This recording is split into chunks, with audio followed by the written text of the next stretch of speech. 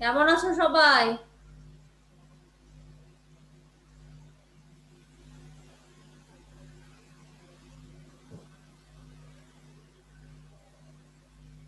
Good morning, আমার কথা শুনতে পাচ্ছ? Hello, hello.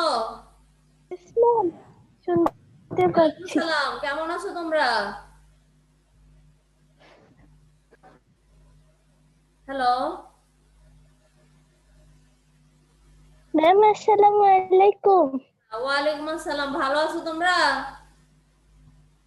ইয়েস ম্যাম, আলহামদুলিল্লাহ। হ্যাঁ, আচ্ছা, থ্যাংক ইউ। আমরা আজকে পঞ্চম অধ্যায় দেখব, ঠিক আছে? আমরা আরেকটা অ্যাসাইনমেন্ট পেয়ে গেছি না, বাংলাদেশ বিশ্ব পরিচয়ের দ্বিতীয় অ্যাসাইনমেন্ট পেয়েছি তো নাকি? Yes ma'am. হ্যাঁ, তাহলে অ্যাসাইনমেন্টের বিষয়টা কি আমাদের জানা আছে? প্রথম অ্যাসাইনমেন্ট, দ্বিতীয় অ্যাসাইনমেন্টের প্রথম প্রশ্ন হচ্ছে, একজন সুনাগরিক হিসেবে নিজেকে গড়ে তোলার ক্ষেত্রে তোমার যা করণীয় আছে তার একটি কর্ম পরিকল্পনা তৈরি করতে বলা হয়েছে, তাই তো নাকি? তার আগে জেনে নিই এই পাঠটা পড়লে আমরা কি কি শিখতে পারবো, বলতে পারবো, ব্যাখ্যা করতে পারবো, বর্ণনা করতে পারবো। দেখো কি কি শিখতে পারবো, বলতে পারবো। সুনাগরিকের গুণাবলী বর্ণনা করতে পারবো, বাংলাদেশের সুনাগরিক হওয়ার ক্ষেত্রে প্রতিবন্ধকতাগুলো বর্ণনা করতে পারবো, এবং প্রতিবন্ধকতাগুলো দূরীকরণের উপায় ব্যাখ্যা করতে পারবো। বাংলাদেশের আর্থসামাজিক উন্নয়নে সুনাগরিকের গুরুত্ব ব্যাখ্যা করতে পারবো, নাগরিকের অধিকার অর্জন ও দায়িত্ব পালন সম্পর্কে বর্ণনা করতে পারবো। তাহলে এই পাঠটা যদি আমরা পড়ি তাহলে আমরা এগুলো কি করতে পারবো, শিখতে পারবো, বলতে পারবো, ব্যাখ্যা করতে পারবো, বর্ণনা করতে পারবো, ঠিক আছে নাকি?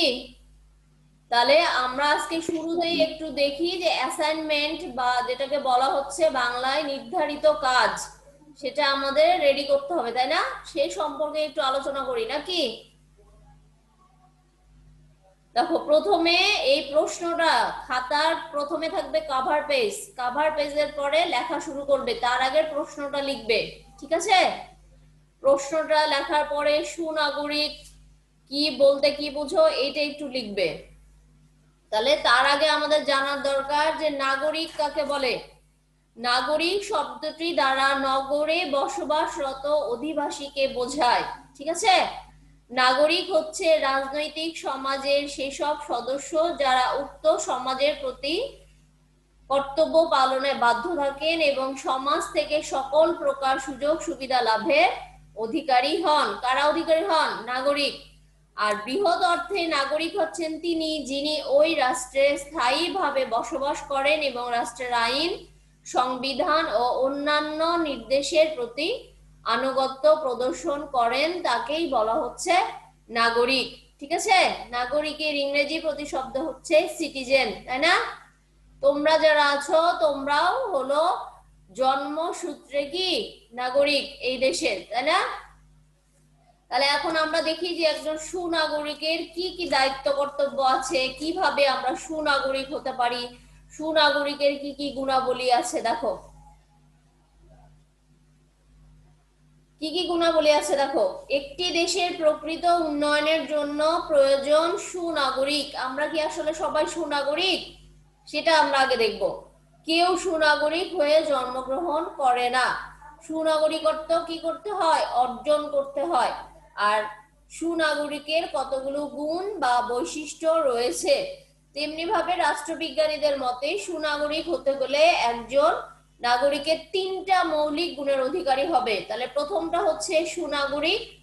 সুনাগরিকের কি কি মৌলিক গুণ থাকতে হবে? বুদ্ধি, আত্মসংযম, বিবেক, বিচার। তাহলে আমরা দেখি যে বুদ্ধিটা কেন থাকতে হবে। বুদ্ধিমান নাগরিক যে কোনো রাষ্ট্রের সবচেয়ে মূল্যবান সম্পদ। বুদ্ধিমত্তা অর্জনের সবচেয়ে বড় উপায় হলো শিক্ষা লাভ করে জ্ঞান অর্জন করা। অতএব নাগরিকদের যথার্থ শিক্ষায় শিক্ষিত হতে হবে, কারণ বুদ্ধিমান নাগরিক উপযুক্ত প্রতিনিধি নির্বাচন, দক্ষতার সাথে দেশ পরিচালনা, রাষ্ট্রের উন্নয়ন ও সফলতা সহ গুরুত্বপূর্ণ কাজে ভূমিকা রাখতে পারে। এই জন্য বাবা মায়ের উচিত সন্তানদের কি করতে হবে, যথাযথ শিক্ষা দিতে হবে। সরকারের দায়িত্ব উপযুক্ত শিক্ষার ব্যবস্থা নিশ্চিত করা। তাহলে একজন সুনাগরিক হিসেবে গড়ে তুলতে হলে পিতামাতাকেও সেখানে কাজ করতে হবে, সেই সাথে সরকারকে শিক্ষার ব্যবস্থা নিশ্চিত করতে হবে। এবার আমরা দেখি আত্মসংযম। সুনাগরিককে অবশ্যই আত্মসংযমী হতে হবে।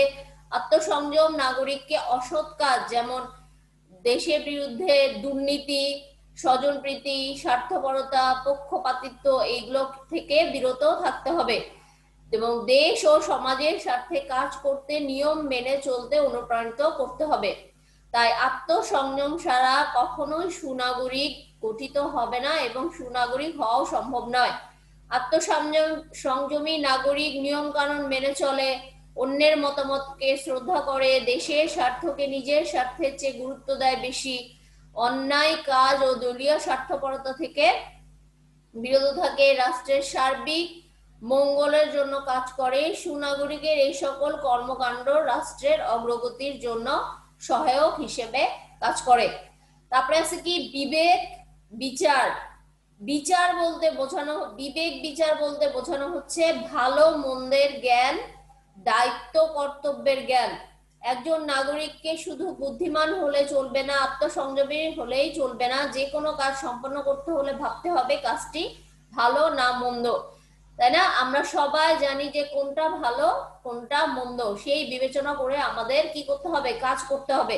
মন্দ কাজটি অবশ্যই পরিহার করতে হবে এবং ভালো কাজটা গ্রহণ করতে হবে। এছাড়া সমাজ বা রাষ্ট্রের কোনো সমস্যা সমাধান করতে হলে নাগরিককে তার বিবেক দিয়ে সঠিক সিদ্ধান্ত নিতে হবে। বিবেক হলো সুনাগরিক জাগ্রত শক্তি। অতএব নাগরিক নিজে বিবেকবান হবে, অন্যদেরকেও বিবেক বুদ্ধি সম্পন্ন হতে উৎসাহিত করবে। সুনাগরিকের আরো কতগুলো গুণ থাকা প্রয়োজন, যেমন সুনাগরিককে দেশের শাসন ব্যবস্থা সম্পর্কে জানতে হবে, অন্যায়ের প্রতিবাদ করার মনোভাব গড়ে থাকতে হবে, আইন শৃঙ্খলা মানতে হবে, আত্মবিশ্বাসী ও দৃঢ় মনোভাবের অধিকারী হতে হবে, দেশের স্বার্থকে বড় করে দেখতে হবে, তাই না? এইগুলো আমাদের অবশ্যই মানতে হবে, ঠিক আছে? এখন যেটা যাচ্ছে কি করোনা মহামারী, করোনা ভাইরাস, এই সময় দেশের স্বার্থে দেশের মঙ্গলের জন্য আমাদের সবাইকে কি করতে হবে, মাস্ক পরতে হবে, তাই না?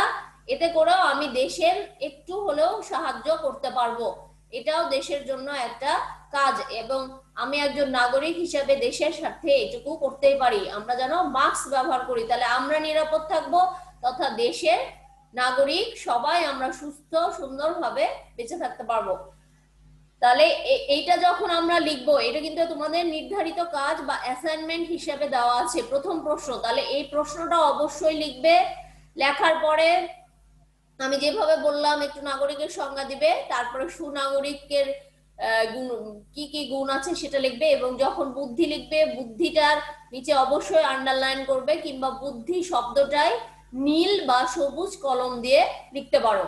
এইভাবে বুদ্ধি, আত্মসংযম, বিবেক বিচার এইভাবে লিখলে সুন্দর নম্বর পাওয়া যাবে। তাহলে এবার আমরা যাই পরেরটা।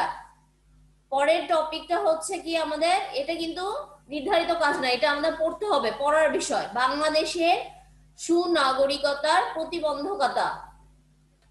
সুনাগরিকের কি আছে আবার, প্রতিবন্ধকতা। প্রতিবন্ধকতা বলতে বোঝা যাচ্ছে বাধা।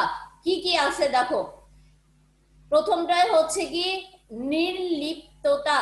এটা হচ্ছে কি সাধারণভাবে কাজের প্রতি নাগরিকের উদাসীনতাকে বোঝায়। বিভিন্ন কারণে নির্লিপ্ততা তৈরি হয়, যেমন নিরক্ষরতা, উপযুক্ত শিক্ষার অভাব, অলসতা, দারিদ্র্য ও কাজে অনীহা। আমাদের দেশের নাগরিকদের মধ্যে এই জাতীয় নির্লিপ্ততা লক্ষ্য করা যায়, ফলে রাষ্ট্রের সামাজিক ও রাজনৈতিক বিভিন্ন কাজে অংশগ্রহণ করতে চায় না, এমনকি নাগরিক হিসেবে নিজের দায়িত্ব কর্তব্য পালন করতে আমরা অনেকেই আছি অনীহা প্রকাশ করি। এইগুলো হলো সুনাগরিকত্ব হওয়ার একটা বাধা। তারপরে আছে ব্যক্তি স্বার্থপরতা। সুনাগরিকত্বের অর্জনের পথে একটি বাধা হিসেবে কাজ করে, সেটা হলো স্বার্থপরতা। এর ফলে ব্যক্তি নিজের স্বার্থকে দেশের স্বার্থের চেয়ে বড় করে দেখে। এর ফলে নাগরিক সহজেই দুর্নীতি, স্বজনপ্রীতি, পক্ষপাতিত্ব করে থাকে। এই কারণে নির্বাচনে অনেক সময় যোগ্য লোককে ভোট না দিয়ে আমরা দলীয় ও ব্যক্তিগত স্বার্থ বিবেচনা করে ভোট দিয়ে থাকি, এগুলো করা যাবে না।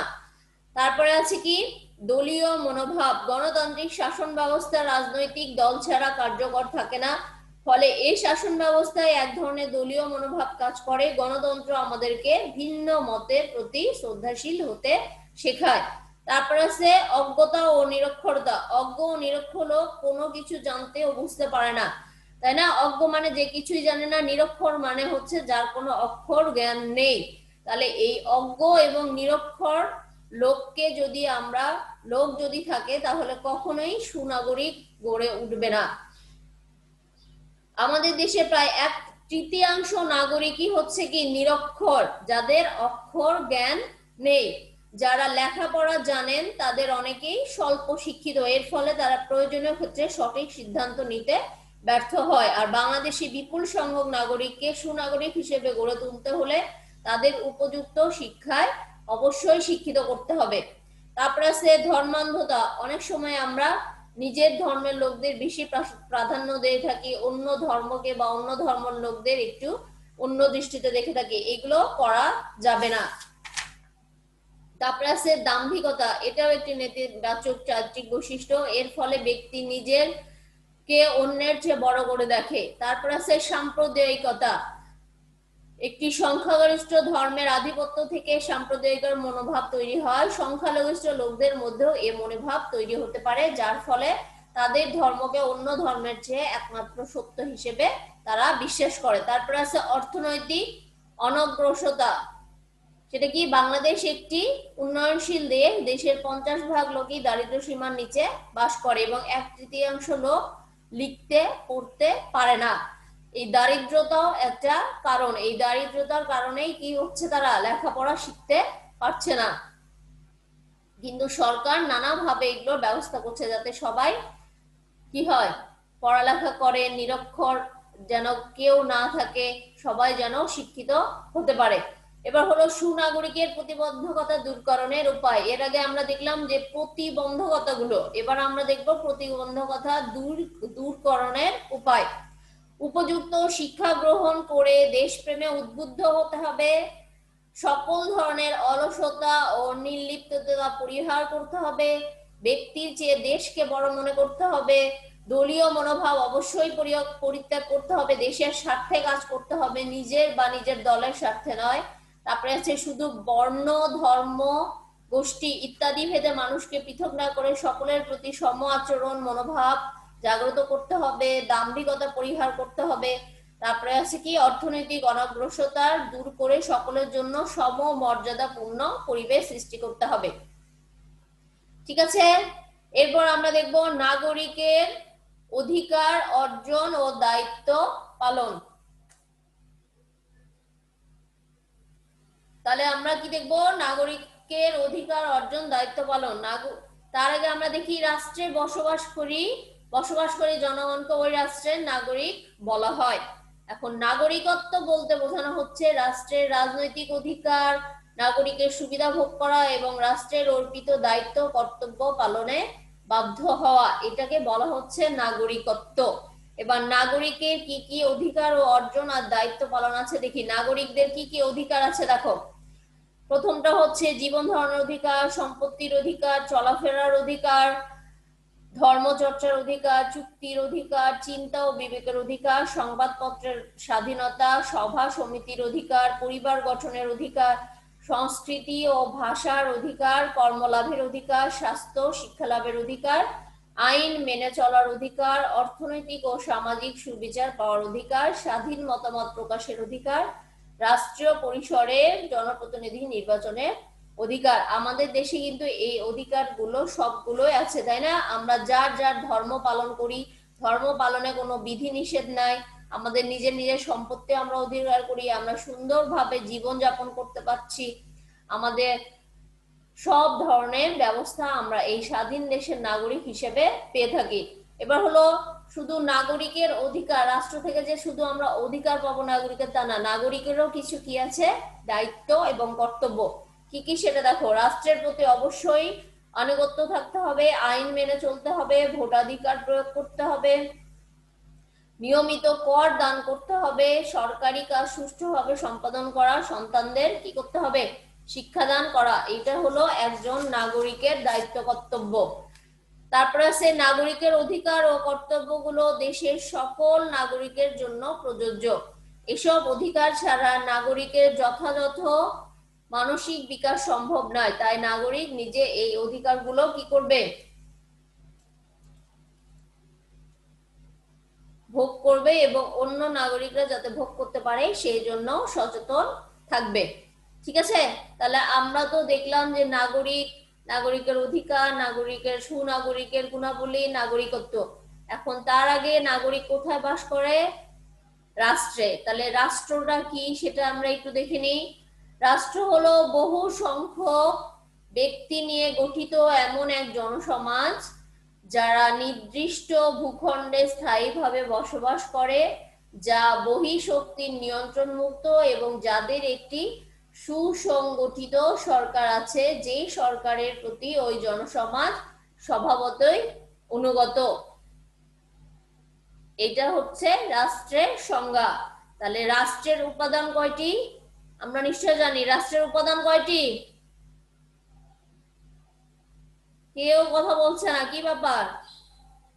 রাষ্ট্রের উপাদান হচ্ছে কয়টা, চারটা। একটা হলো জনসমষ্টি, একটা হলো ভূখণ্ড, নির্দিষ্ট ভূখণ্ড, সরকার, সার্বভৌমত্ব।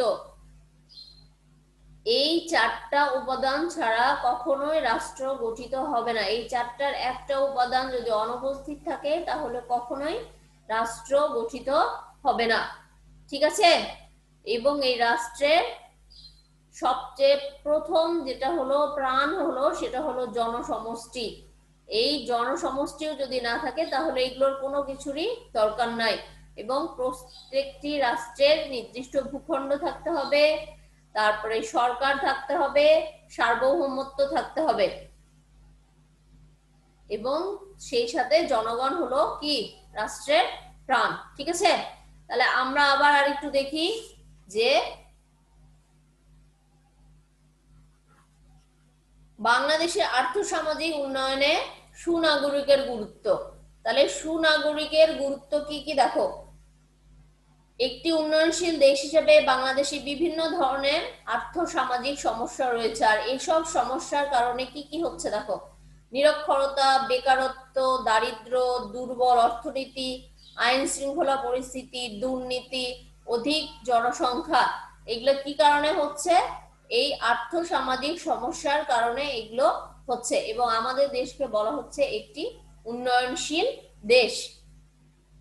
আর বাংলাদেশ হচ্ছে জনসংখ্যার দিক থেকে বিশ্বের 9ম স্থানে আছে। ঠিক আছে, তারপরে আমরা কি দেখি, সুনাগরিক হলো দেশের কি, মূল্যবান সম্পদ। সুনাগরিক বিভিন্ন সমস্যা ও প্রতিবন্ধকতা দূরীকরণের মাধ্যমে সমাজ ও সরকারকে সঠিক পথে পরিচালিত, আত্মনির্ভরশীল ও একটি উন্নত দেশ হিসেবে প্রতিষ্ঠা করতে পারে। তাহলে আমরা সব দিক দিয়ে দেখতে পাচ্ছি যে একজন সুনাগরিক যদি হয় তাহলে সেই দেশের উন্নয়ন সম্ভব, এবং সেই দেশের উন্নয়ন খুব তাড়াতাড়ি হবে। শুধু দেশটা সরকার পরিচালনা করবে তা না, দেশে আমরা যারা নাগরিকও আছি তারাও যদি আমরা একসাথে দেশের জন্য কাজ করি, সেই দেশ সামনের দিকে অগ্রসর অবশ্যই হবে। এবং সুনাগরিকের যে প্রতিবন্ধকতা, যে বাধা আছে, সেইগুলো আমাদের কি করতে হবে, দূর করতে হবে। তাহলে এগুলো দূর করতে আমাদের কি করতে হবে, উপযুক্ত শিক্ষা গ্রহণ করতে হবে, অলসতা দূর করতে হবে, নির্লিপ্ততা পরিহার করতে হবে, ব্যক্তির চেয়ে দেশকে বেশি ভালোবাসতে হবে, তারপরে আছে দলীয় মনোভাব পরিত্যাগ করতে হবে, তারপরে নিজের ধর্ম নিজের বর্ণের লোকদের সাথে শুধু মেলামেশা করব, অন্যদের ধর্ম বর্ণকে সম্মান করব না, এতে করেও কি হবে, ক্ষতি হবে। তারপরে আছে কি, ব্যক্তি স্বার্থপরতা। ব্যক্তি স্বার্থপরতা বলতে কি বোঝাচ্ছে, যে ব্যক্তি নিজের স্বার্থকে দেশের চেয়ে যদি বড় করে দেখে, সেক্ষেত্রেও অনেক সময় সমস্যার সম্মুখীন হয়, আর এর ফলে হয় দুর্নীতি, স্বজনপ্রীতি, পক্ষপাতিত্ব। ঠিক আছে,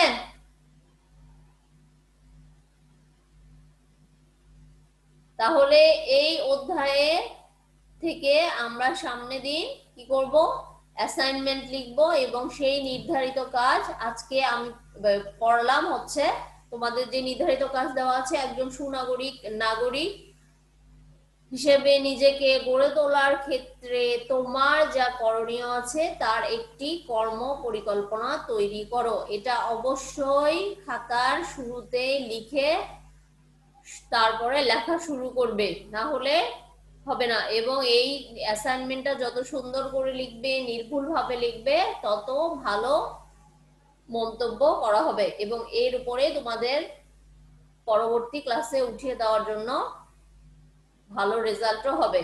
তাহলে আমরা আজকে এটা শিখলাম। কালকের ক্লাসে আমরা দ্বিতীয় যে অ্যাসাইনমেন্টটা আছে বা নির্ধারিত কাজ আছে যেটি আছে ষষ্ঠ অধ্যায়ে, সেটি নিয়ে আলোচনা করব। হ্যালো, কেউ কথা বলছো না কেন? Yes, ma'am. হ্যাঁ, আমার পড়া বোঝা গেছে? Yes, ma'am. হ্যাঁ, তাহলে নির্ধারিত কাজটা কিভাবে লিখবে সেটা বুঝতে পেরেছো? Yes, ma'am. হ্যাঁ, তাহলে তোমরা তো নিশ্চয় কাল নিয়ে গেছো তাই না খাতা? আজকে তো আসবে, জমা দিবে, আবার আরেকটা নিয়ে যাবে, তাই তো? Yes, ma'am. Hello, Yes, ma'am. হ্যাঁ, তাহলে নাগরিক কাকে বলে বলতে পারবে?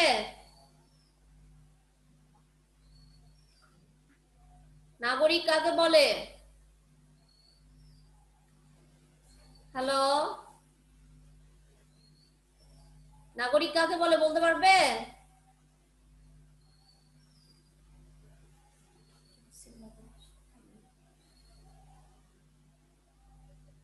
কথা বলো না কেন? মিউট করে রাখছো। নাগরিক কাকে বলে? হ্যালো, নাগরিক কাকে বলে? আচ্ছা, তোমাদের সুবিধাতে আমি আরেকবার বলে দিচ্ছি, খেয়াল করো। নাগরিক শব্দটি দ্বারা নগরে বসবাসরত অধিবাসীকে বোঝায়। আর নাগরিক হচ্ছে রাজনৈতিক সমাজের সেসব সদস্য যারা উক্ত সমাজের প্রতি কর্তব্য পালনে বাধ্য থাকেন এবং সমাজ থেকে সকল প্রকার সুযোগ সুবিধা লাভের অধিকারী হন, তাদেরকে বলা হচ্ছে নাগরিক। আর বৃহৎ অর্থে বলা হচ্ছে যে নাগরিক হচ্ছেন তিনি যিনি ওই রাষ্ট্রে স্থায়ীভাবে বসবাস করেন এবং রাষ্ট্রের আইন, সংবিধান ও অন্যান্য নির্দেশের প্রতি আনুগত্য